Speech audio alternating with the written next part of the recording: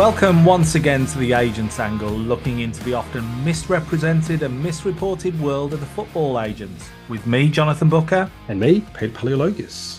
On this episode of the Agents Angle, we ask the question whether football has enough agents or too many, and whether it's likely to be in balance around the globe and suitable football agent representation. Plus, for this episode, we take a look at the impact of Liga MX and Mexican football from a Mexican agents and agency perspective. And unfortunately, we have to report on the unsavoury side of football as we look at a story of racism that may well impact some agents and their work. All that to come on this episode of The Agents Angle.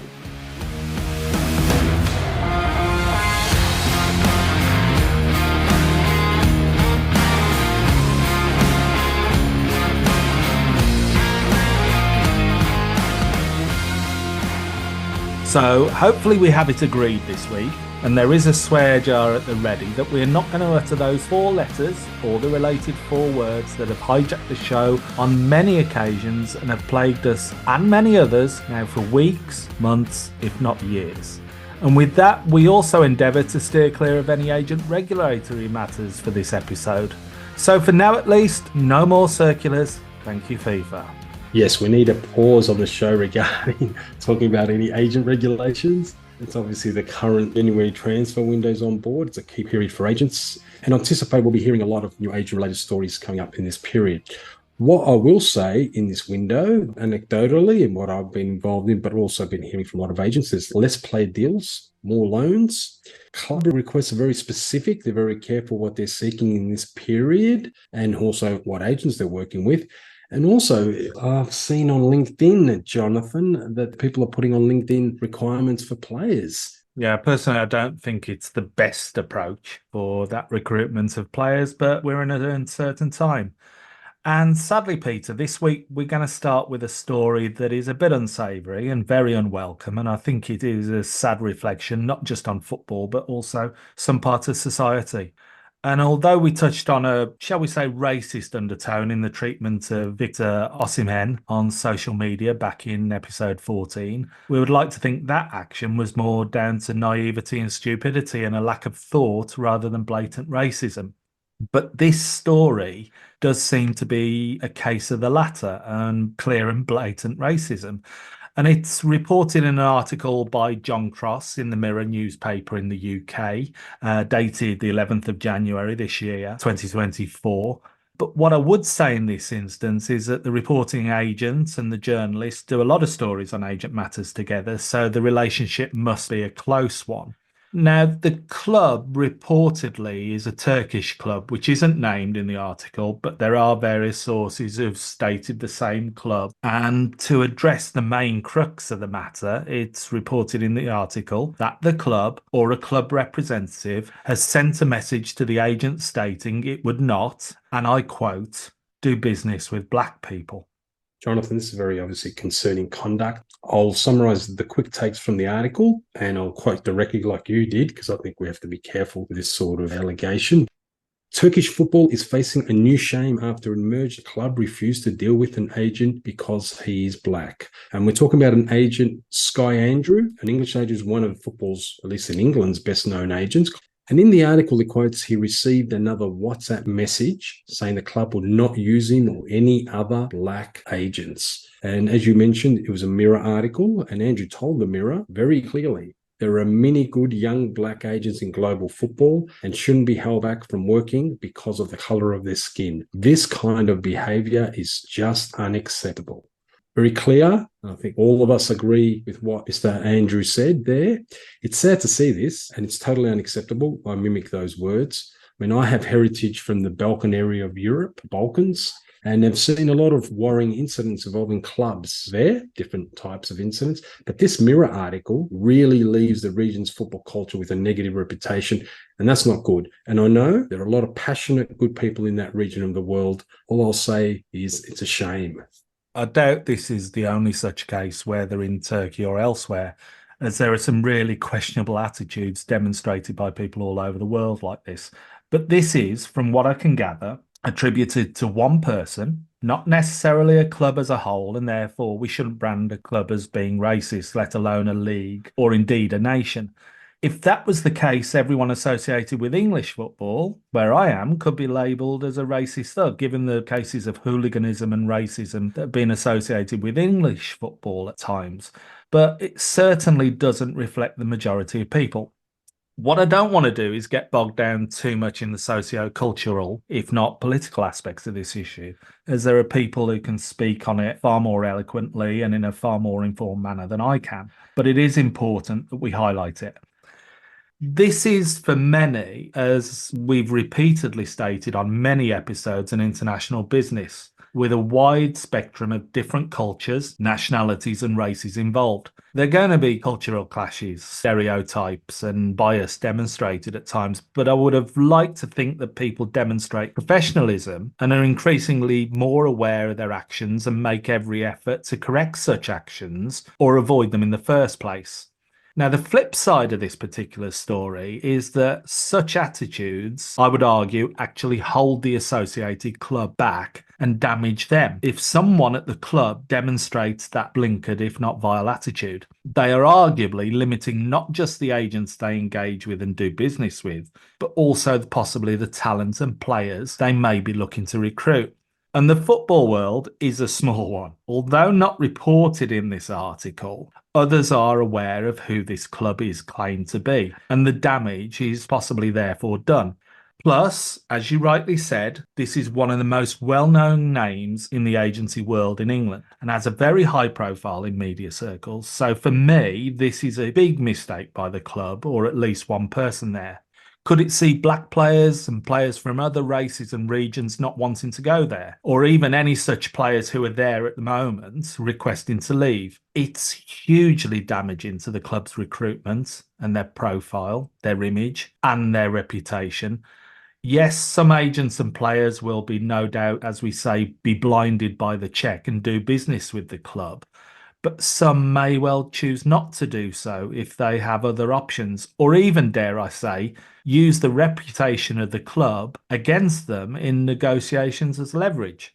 Sometimes it's just one person at the club that may engage in this type of behavior. Maybe management have given them a bit of leeway, they've enforced codes of conduct, or the codes of conduct are loose, or professionalism. And this can, one person can undo a club's reputation.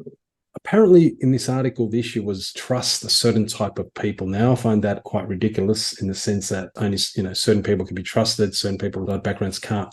Trust is a big issue in business, but it can never apply to any demographic group. Now, a lot of players will have a mix of agents, and some of their agents will be of black background or from Africa, or it doesn't matter. The key is for clubs to negotiate with a transparent agent who understands the business, the way to do deals, the way to present players, the way to respond in communications. Any other factor as to their background demographically is totally irrelevant, I would say. And it's a big mistake by this club and other clubs or other people working in clubs to have that sort of mindset. Sadly, we talk, I think, too often about the less palatable side of football, Peter, on this podcast, and how it strays into the agency world, whether it be the actions or attitudes of agents, players, managers, club execs, fans, or anyone else. And to put it quite bluntly, there are some very unsavoury characters in football. And I have to say, I wouldn't deal with some of them by choice, but this isn't based on the colour of their skin, their nationality, or anything else of that nature. Yes, I probably could have a bit of bias on what agency they align to or how they've conducted business in the past in how I actually work with them. But for me, there are black agents who are bad news and there are white agents who are bad news, as there is with agents of other ethnicities, just as much as there are good agents of whatever race, creed, colour and nationality. Thankfully, it seems that the licensing of football agents by FIFA, however, doesn't demonstrate such racism based on colour of an applicant's skin. Yes, we've spoken in past episodes about the availability of exam study materials and the exam itself just being available in 3 languages, but I think that more down to laziness and retaining past practice on FIFA's part. But it does beg the question whether there is a fair and adequate balance of agents around the world to facilitate the players and clubs in those various regions that need agency representation. And we've done a bit on this topic of football agent numbers in the past, but what prompted me to think about this were two articles that I recently saw. The first is actually not football related, but cricket related, and it was by OS Sharif, AsiaNet News, on the 24th of December 2023. And it was reporting that the Pakistan Cricket Board was considering implementing regulations restricting agents to representing no more than 2 or 3 players simultaneously. Now, it's an interesting concept, but I dread to think how that would go down with agents in football if FIFA dared suggest such a restriction. But the second article was a very brief article, and it was entitled Zimbabwe has 6 licensed football agents. It was in Pindula News on the 10th of January this year, 24.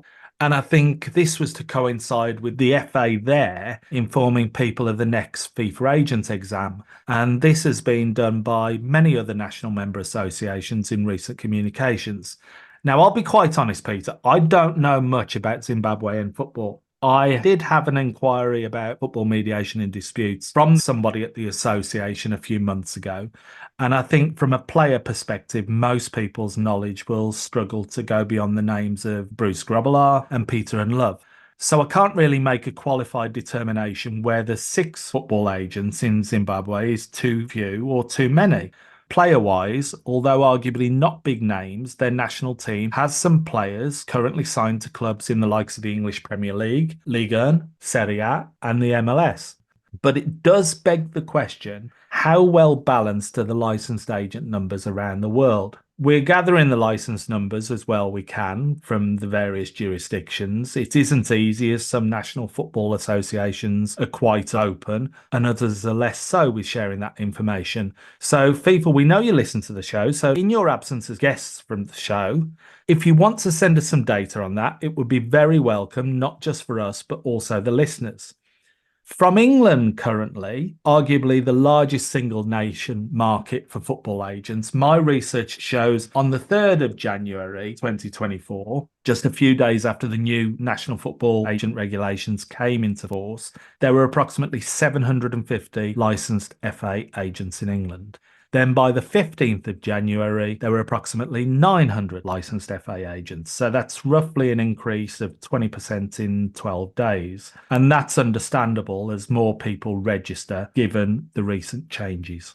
That's interesting with England, I would say. They just have, 2,500, 3,000 intermediaries, Jonathan? There's been a lot more than that at times. Okay. So in terms, that looks like a reduction in the sense, but still a big number. FIFA agents or FA agents, we can call them that. I don't know much about the Pakistan scenario, but I sense, having known a bit about cricket, being based in Australia, they're trying to control powerful agents having too big a portfolio of the best players and too much sway. So they don't want someone to have 8 Pakistan test cricketers or one-day players or players who are playing in all 2020 leagues that are very profitable. So as you said, I can't see that happening in football.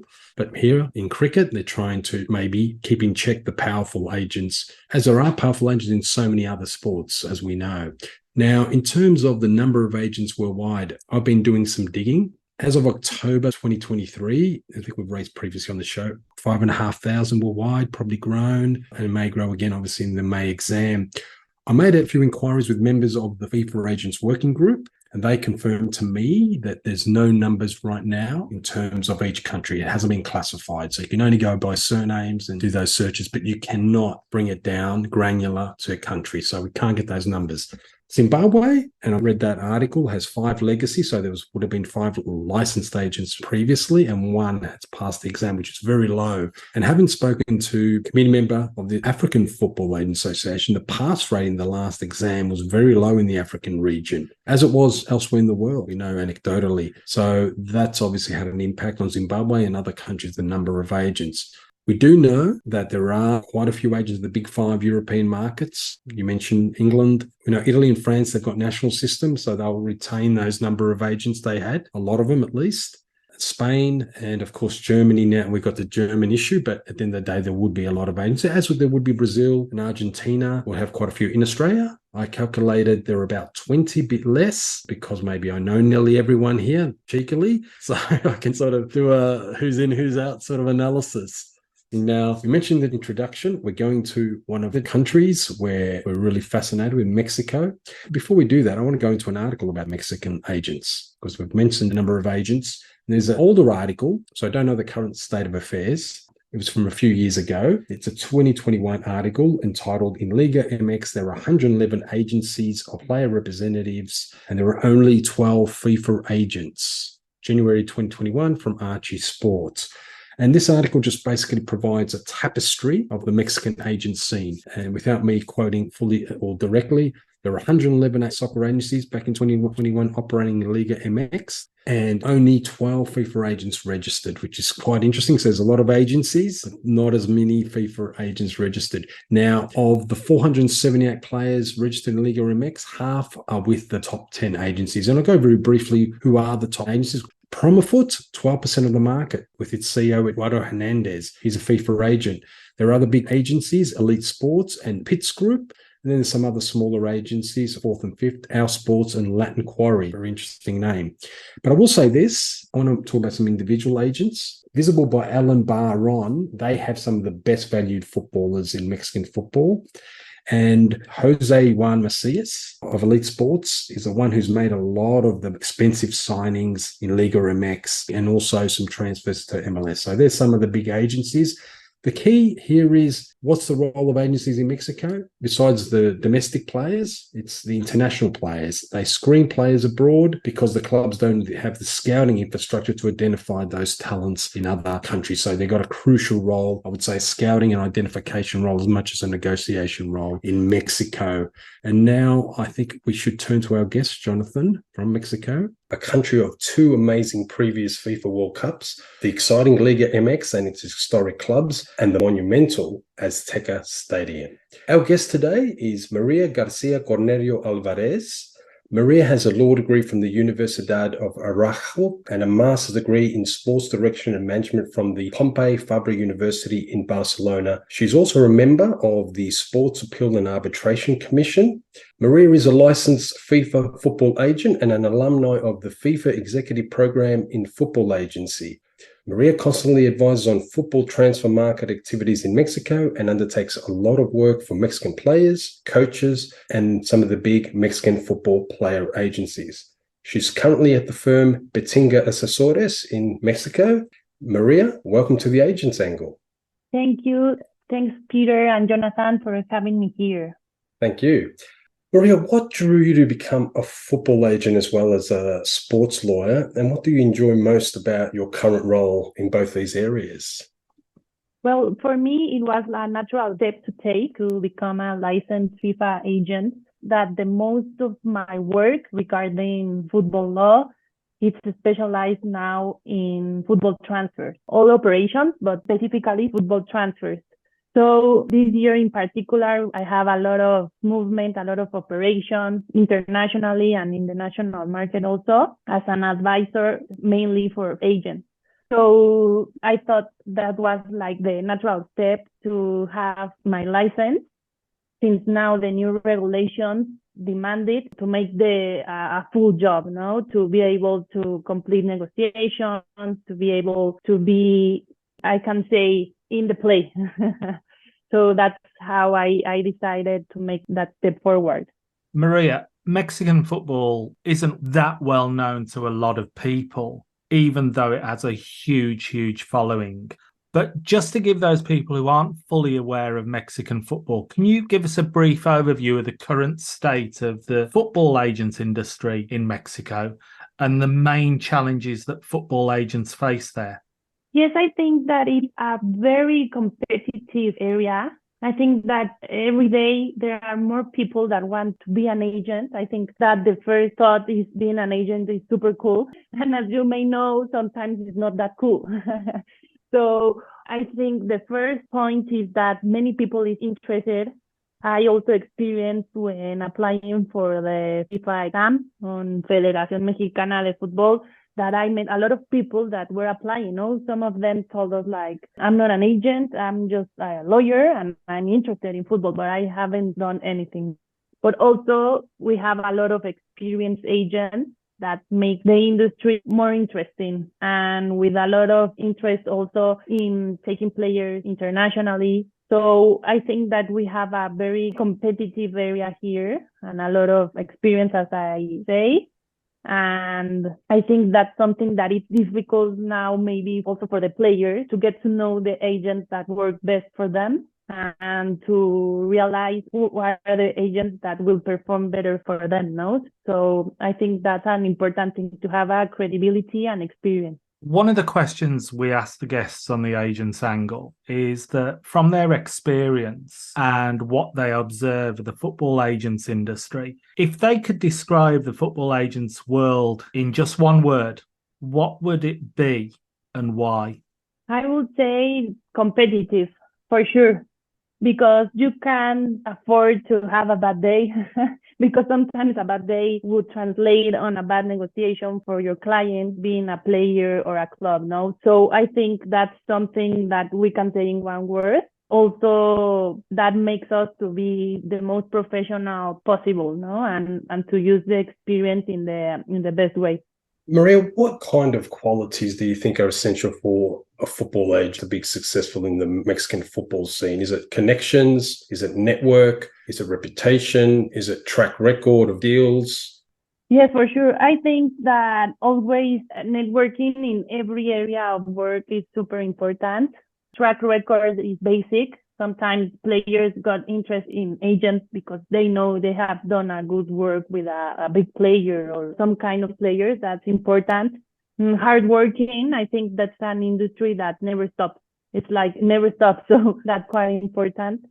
To know the industry, to know how it operates, how to negotiate, which things you need to let go, which things you need to be very careful at. And of course, getting that talent to trust in you, I think that's super important. And to discover also that talent is quite important.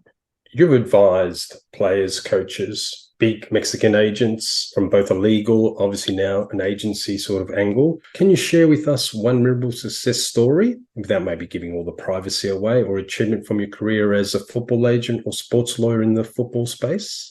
Yes, I can share with you guys that this year I worked as a legal advisor from the transfer of the Colombian football player Mateus Uribe. He was on Porto. He went to Al-Sadd to Qatar. It was a really quite interesting operation. His sports agent is Alfredo Rosales, a Mexican agent that brought him first from America to Porto and now this operation. But it was quite interesting because in last year we started working on that, advising on that. We went to Paris to close the physical exams and to be there with the player. Also, I was involved in the negotiations with the club, and it was a really, really nice and interesting operation that I get to work in. Especially in Europe and even in Australia and Asia, a lot of people are looking at the MLS, Major League Soccer in America, which is your neighbor up north. And a lot of people say the MLS is growing and it's going to have effect on other markets, particularly probably even Mexico, the Liga MX. Has the growth of the MLS in recent years impacted Liga MX? Was it the transfers or is it the players? Yes, I think that in Mexico, everything that happens in the States impacts us. And that's a good thing also for us, no, in all business. And I think that football is not an exception. And we have experienced how MLS and US soccer is growing and how they are taking action to become better every day, no? So that's an interesting example of something that we can take and do better. Also, for sure, as you say, there's always a lot of interest on transfer to MLS. So that's nice because before there was not that great of interest, but now we have a lot of examples. Messi going there, of course, but we also have Carlos Vela, Chicharito. Chicharito is now not in LA anymore, but we have very, very important players there. And I think that for sure it impacts both ways. So players that are from here that want to play there, and on the other hand.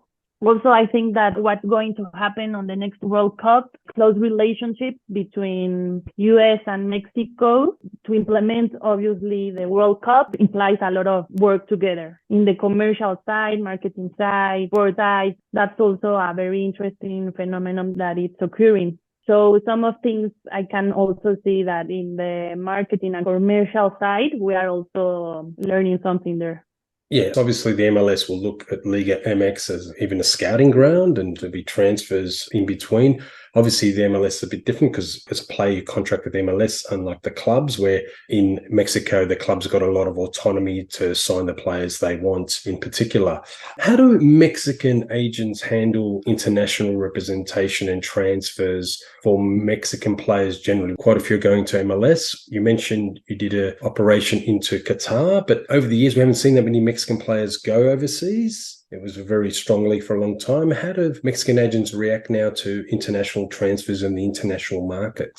Yes, I think that it depends also a lot on the agent, but international transfers, I think that it's very specific rules, very specific negotiations. You need to adapt and learn how to do it outside. But in this year, we have two big examples. Edson Alvarez in West Ham, a very important transfer. Also, Santi Jimenez in Feyenoord with María. I think that they are doing a great job maintaining this. Also, as I told you, with Alfredo on the sport, they are doing a lot of good things from what I can tell from firsthand, it's a very professional management. We take care of every detail, what's going on with the contract, how are we negotiating, what are the players want, what he needs to move. Because sometimes, yes, football is obviously very important, but we have to understand that they have family, they have different things that they need to take care of, the language. There are a lot of things. I think from my experience, the transfers I like the most are in an international level. And it's also important for us to be like well seen and well recognized on clubs out there. Can we expect to see more players from Mexico coming to Europe, do you think? Because solely from my perspective, one player has had a huge impact on my neck of the woods is Raúl Jiménez, both Yes. as a player and as a person. Do you think we can expect to see more Mexican players in Europe? I think so. I think that first is important to keep a track on players of the quality of Santi Jimenez. I think that he has a lot of future there. It's crazy what he's doing at such a young age. Also, Edson Alvarez, I think it's perfect. Well, Chucky Jimenez, it's also really recognized. But I'm sure that on the next year, most probably in summer, we will have maybe one player in Europe. That's for what I know from my job, from my work.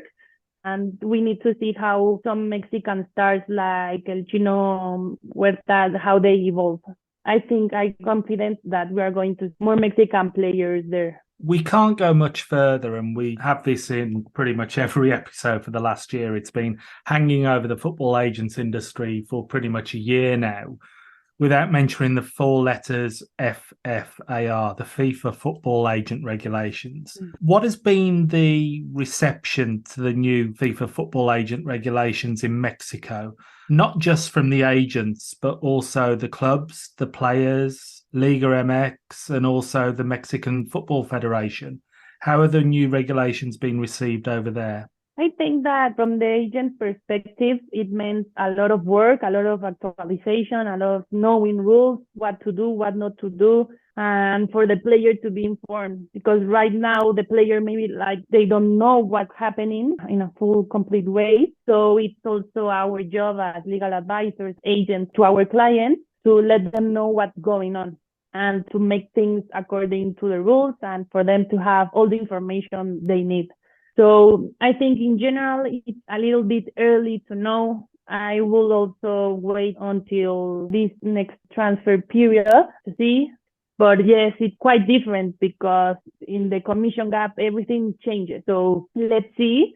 But in general, I feel like people don't know really how to move because some things there will be quite difficult to overcome. So let's see what happens. And I think in January, we will have a better perspective on this. I think we're all learning and adapting with the change in regulations, yes, both nationally and internationally. For sure. But as Mexican football continues to grow, it's already got that huge following. How has the growth of the actual game, the Mexican game, impacted on the strategies and the recruitment and scouting that agents actually do? Yes, what I consider is that it's quite important to have a clear strategy and to know the profile of the player you are working with. So I think that you need to be super professional, to have your strategies and objectives clear, to work hard and to have a team that can deliver. Because as I said before, there's a lot of competition, there's a lot of interest, there's a lot of new agencies and agents, and there's a lot of everything. So you need to give that certainty to your clients, to your players, clubs, etc., with clear objectives and hard work. Maria, we've seen the dynamic growth also of the Mexican Liga MX Femenil, the women's league, within the last 5-6 years. Are football agencies getting involved with this league and see it as a pathway to bigger leagues like the National Women's Soccer League in America, and then we've got the leagues in England, Germany now growing? Has agencies responded to the market with a massive growth of women's football? Yes, I think that there's a lot of more interest in feminine football because it's growing every day. That's true. I think that we are a long way ahead still, but for instance, I can tell you that now from my top priorities is start to work more with female players. So I think that's something that a complete or integral agent needs to do. It's necessary also to be more involved, to provide for better services for female players, to give them more opportunities, to help them to negotiate, to close deals. So I think that we are not quite there yet to have a lot of agents or a lot of agencies working with women, but I think that we are starting on that way. Now, before I go into my final question, we know that some of the big clubs in Mexico, Club America, Cruz Azul, Guadalajara Chivas, Pumas UNAM, I won't go Monterrey, I won't go the other clubs as well. There's a lot of big clubs. Yes. Who are the big agents or agencies in Mexico? Can you name one or two? Because they wouldn't be that familiar in our European or Asian audiences. Is there any names that stand out historically, or agencies or agents in the football agent space? Yes, I think that it's always better to talk about what you know and what you work with. Yes. So I can give you the example of who I've been assessing in the last year. That is Untitled, that is an agency that has been growing, that has been working in important transfers as Mateo Uribe. In the national market, we have, I say we because I have participated on different important transfers. Now, a future star that is Fidel Ambris is with Alfredo, super well established. Top players in Monterrey, in National Tigre, in the national team, and working hard to have more transfers internationally. And right now, a really well-known and established brand in football. And as I told you, the name is On the Sports, and the main agent and CEO there is Alfredo Rosales. Just for international agents maybe not from the MLS sphere or Latin America, with a lot of Latin American agents, South American agents have got a lot of contacts in Mexico. For agents in Europe and Asia and Africa, if they wanted to do deals, Liga MX, Femenil, even a second division, would they need a local Mexican agent to work with? Is that essential, you think, for international agents who don't have much experience in the Mexican market? Would they need to pair up or cooperate or be a counterparty with a Mexican agent just to understand how things work in Mexico? Yes, I will highly recommend that. Also, every transfer, every operation is different, but in a general point of view, I think that would be ideal, if not said necessary, because as you say, it's important to know the market, legal aspects. I think it's really important to have someone with experience that can help you navigate that. And if you had one wish, Maria, for the football agents industry in the future, what would it be? I think it may sound weird, but I think to be better appreciated, for the industry to be better known also. Because sometimes agents, they are thought as being like the bad ones. But I think that it's important to know the importance of the work of football agents. And that comes with more information, and that comes with better performance, with good results. So I think I would wish for that, to know that it's a really nice, a really demanding job, and it would be nice to be better recognized. I think that would be ideal. Yes, I think me and Jonathan agree with that, because especially during the transfer window cycles, there's so much on and so much attention to detail. So many things can go wrong. Yes. Opinions change day by day. Negotiations change day by day. Crazy. Clubs' requirements change day by day. So there's a lot to consider there. But we really appreciate you making time, Maria, to come onto the podcast. It's been thank you. very informative and insightful, and really happy to for you to come on and share the agent's insight. Thanks for having me, and we'll keep in touch. Thank you, Maria. Thank you. See you. Bye. That was a fascinating interview, Jonathan. I know both me and you are very fond of Mexican football, Liga MX, the colorful commentating, the club shirts, the club histories, the stadiums like the Azteca, or one of my favorite stadiums is this Stadio BBVA in Monterrey. Fantastic, near the mountain there. The derbies, Club America Chivas, UNAM Pumas versus Club America, the Monterrey rivals, FC Monterrey and Tigres, fantastic. And of course, the fans and the players. And just briefly, as with our chat in last week's episode with Pete Fairchild, that interview with Maria was pre-recorded in December. Obviously, Maria's very busy this time of year as well with the transfer window. And as such, some of the changes to the agent regulatory landscape, such as FIFA Circulars 1873 and 1874, weren't known to us at the time. But I will leave it at that and not utter the dreaded 4 letters or 4 words that we are trying to avoid this episode. Yes, we're trying to keep it Mexico focused and positive. And as we're talking about Mexico and Latin American and Mexican players, there's a few articles I want to raise that apply to agency, to players and the leagues.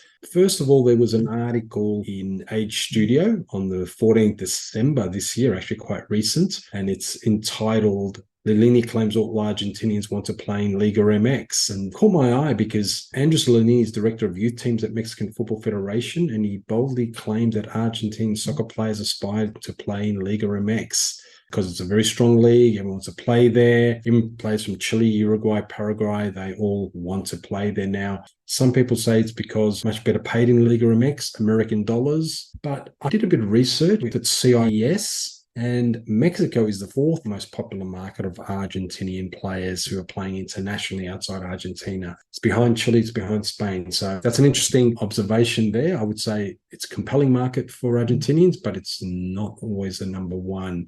Now, another article that really caught my eye about Mexican football is its huge demographic upside. The draw card of the Mexican League. There was an article on how Liga MX has captured America, as in the United States of America, hearts and wallets.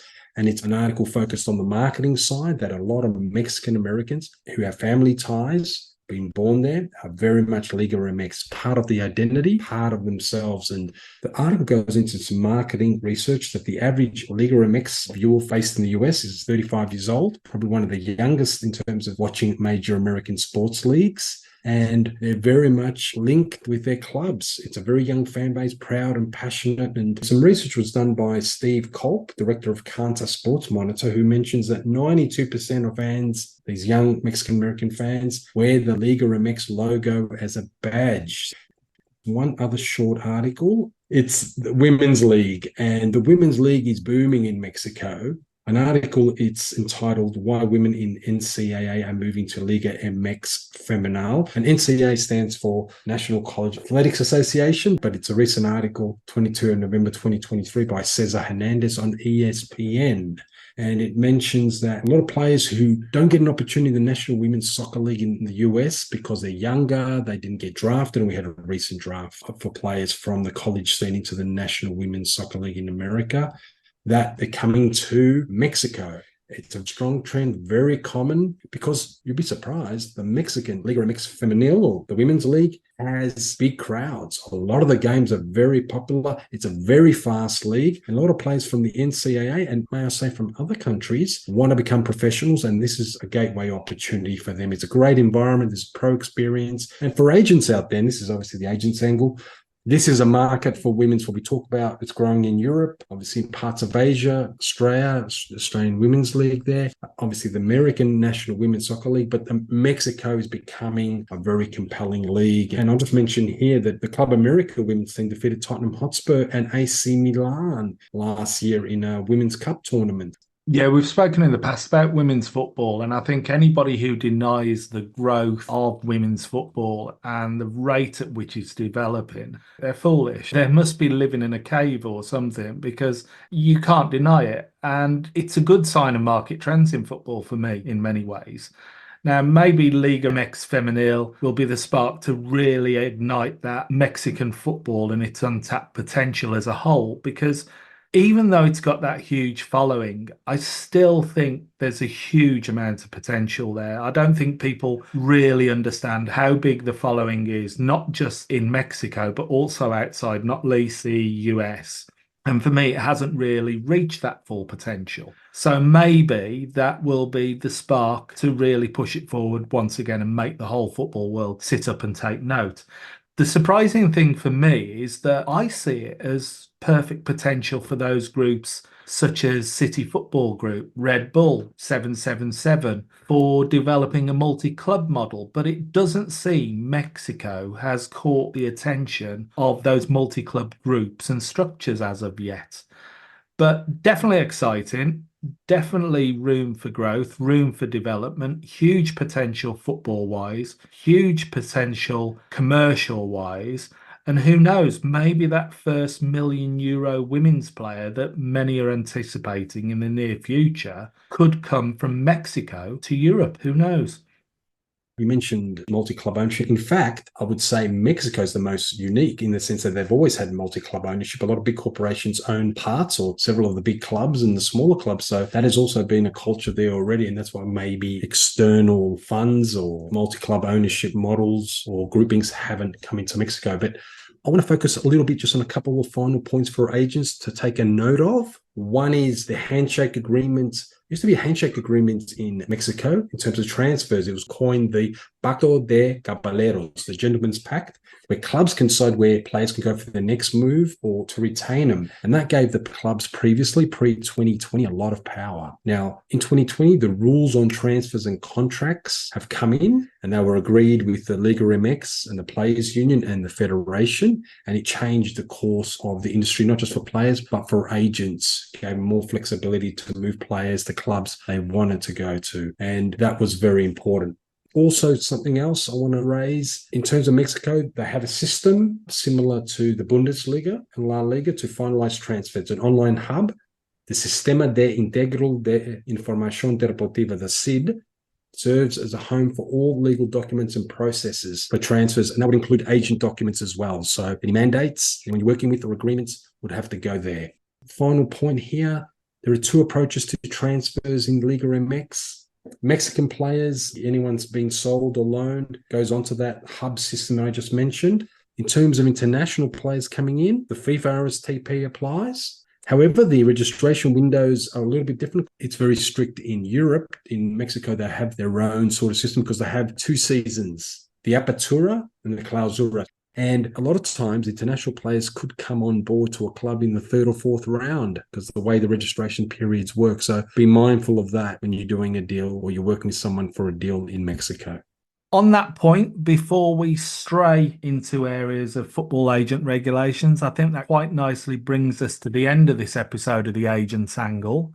As we mentioned in recent weeks, we're going to have a change around for the show in terms of scheduling, content and format. So we'll bring you news of that in due course. However, as always, keep sending in your comments, questions, queries, suggested topics and guests to the email address questions@theagentsangle.com. They're always welcome. As well as that, continuing to like and share the show and various episodes across social media and leaving reviews on the various podcast platforms. So with that, until the next time, take care of yourselves and brace yourselves for the remainder of this current transfer window, as I think things could be about to heat up a bit. That's also a bye from me, and hope you enjoyed this episode on Mexico.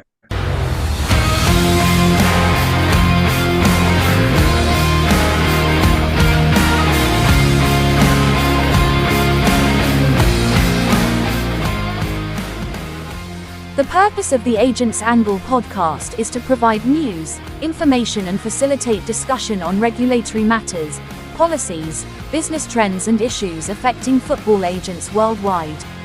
The opinions and recommendations presented in this podcast are for general information only and should never be considered legal or professional advice.